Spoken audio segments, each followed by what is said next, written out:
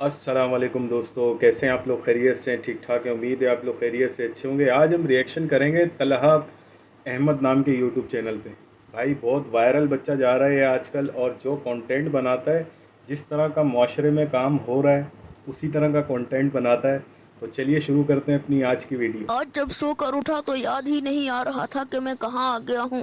کچھ دیر بعد میرا بیٹا میرے سامنے سے گزرا تو مجھے یاد آیا کہ ارے میں تو اپنے گھر میں ہی ہوں۔ بڑھاپا ہے نا، تو بس یادداشت کبھی یہاں کبھی وہاں ٹہلنے نکل جاتی ہے۔ ناشتے کی ٹیبل پر آ کر بیٹھا تو بچے جمگٹا بنا کر آئے اور کہنے لگے دادا جی ہم اسکول جا رہے ہیں، پیسے دے دیں۔ بچوں کو باری باری پیسے دیے اور سوچنے لگا کہ یوں تو جلد ہی میں بینک کرپٹ ہو جاؤں گا۔ پھر اپنا زمانہ یاد آیا جب بچے پیسے کما کر لاتے تھے۔ آج کل کے بچوں کو کمانے پر لگاؤ تو دنیا لٹ لے کر پیچھے پڑ جاتی ہے۔ دادا تم پوتوں سے چائلڈ لیبر کروا رہے ہو۔ ہمارے پتا جی کا تو ماننا تھا کہ جتنے بچے ہوں گے اتنا کمائیں گے، اسی لیے تو ہم 12 بھائی تھے۔ خیر ناشتے کے بعد کچھ دیر 12 کھلی بھائی۔ فضا میں آ کے لافنگ ایکسرسائز کی اور ہم عمر بزرگوں سے گفتگو کی۔ یہاں میری بات سننے کے بجائے ہر کوئی اپنے قصے سنانا چاہتا تھا، تو یو نو وٹ، ایسی جگہ پہ میں رکتا نہیں۔ گھر آ کر تھوڑی دیر اخبار پڑھا۔ مجھے اپنے گاؤں کے کھیتوں کے لیے کچھ پیسوں کی ضرورت تھی تو میں نے اپنی شہر والی 2 کنال کی زمین سستے واہ میں بھائی، بیچ ڈالی۔ بچے بھلے سے کہیں کہ دادا تم نے غلط کیا، پر میں مطمئن ہوں کیونکہ گاؤں انمول ہوتا ہے۔ میں سوچ رہا تھا کہ ہمارے خاندان میں اجتماعیت کچھ کم ہو گئی ہے، تو کیوں نہ اپنے سب سے بڑے پوتے طلحہ کا رشتہ اپنے بھائی کی پوتی سے پڑھوا دوں۔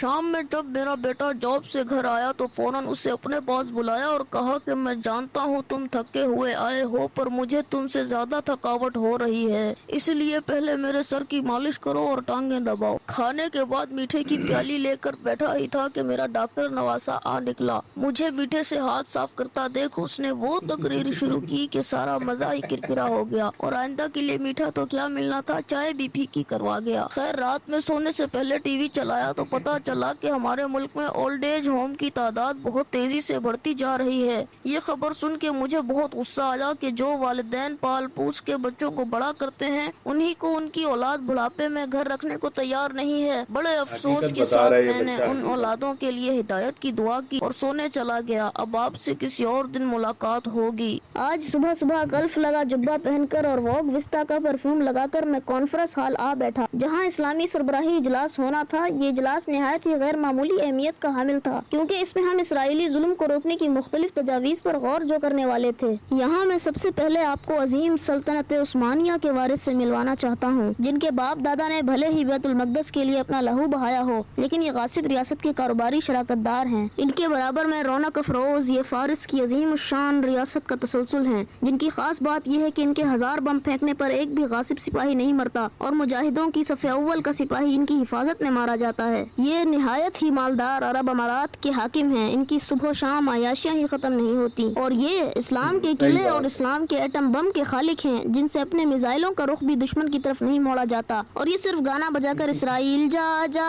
فلسطین سے نکل جا کہنے پر ہی قادر ہیں۔ اور ہمیں تو آپ جانتے ہی ہوں گے، تیل کی دولت سے مالا مال عرب ریاست جو کعبے کی متولی ہے اور یوں مقدس بھی۔ ہم چونکہ اب حرم کے مالک ہیں اور حرم میں دعا قبول ہوتی ہے، اسی لیے ہماری طرف سے ہر نماز کے بعد امریکہ اور اسرائیل کو کیڑے پڑنے کی بد دعا دی جاتی ہے۔ اب چونکہ سب کی بھانت بھانت کی بولی ہے، لہٰذا مذمت سے بڑھ کر تو کوئی دوسرا اہم کام نہیں ہو سکتا۔ آخر میں ہم نے چل پھر رب دی مرضی کہا اور چوڑیاں پہن کر اپنے اپنے راستے نکل گئے۔ یہی ہو رہا ہے جو بچے نے ایکسپلین کیا اپنی ویڈیو میں، جو قراردادیں پاس ہو رہی ہیں، ادھر لہو بہہ رہا ہے اور مسلمان حکمران یہی کچھ کر رہے ہیں جو اس بچے نے اپنی ویڈیو میں بتایا ہے۔ اگر ویڈیو آپ کو اچھی لگی ہو تو اسے لائک کریے گا، شیئر کریے گا اپنے دوستوں کے ساتھ۔ ملتے ہیں انشاءاللہ اگلی ویڈیو میں، تب تک کے لیے اللہ حافظ۔